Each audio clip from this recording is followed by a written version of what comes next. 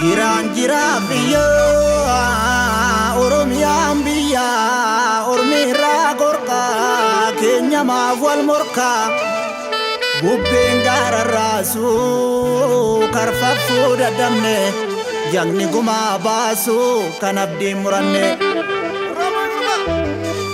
raafameef jigaaree odaan afaan karraa biyya dhugaa daaree kanarraa maal barraa tuulamtee maafteessaa tulluurraan as bayi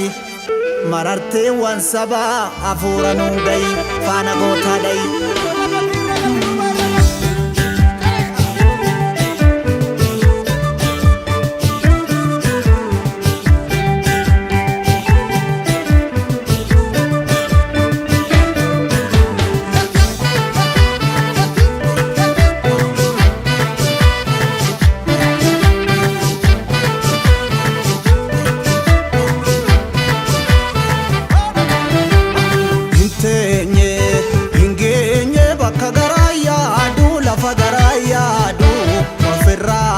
Kan nuga barbaadu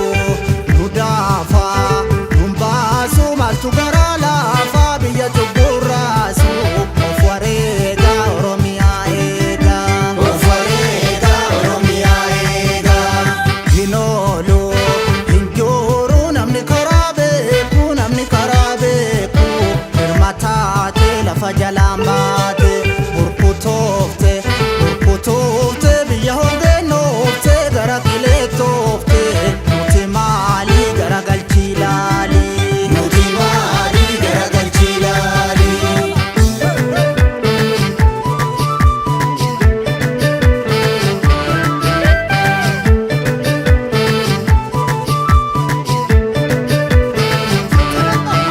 Siigalee galgala baatu bareechata laalgolee galaa dhabaan orma eeggata yaasimee gadaa bobbaafanna yoo dhibee of kalaa tooftaa gadaa michillee lolaa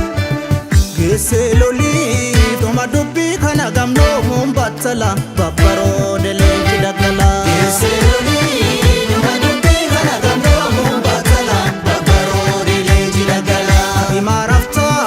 uumee yayyaba walaabuu yoo dhabu haleeli falmataa mirgannabu himaa raftaa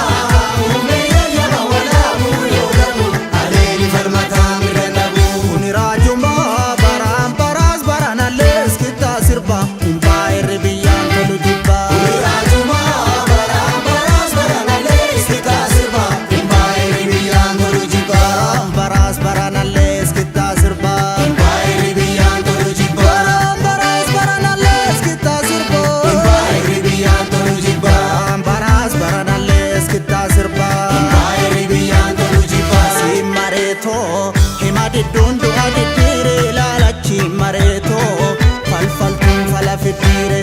asi mareetoo ofin kenniin bara badduutti ilaala si mareetoo daarree sunsuma gidduutti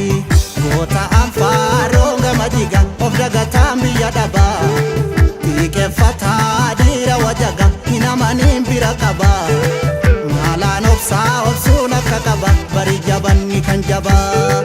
maalaan obsaa obsuun akka qaba cimi jabanni kan jabaa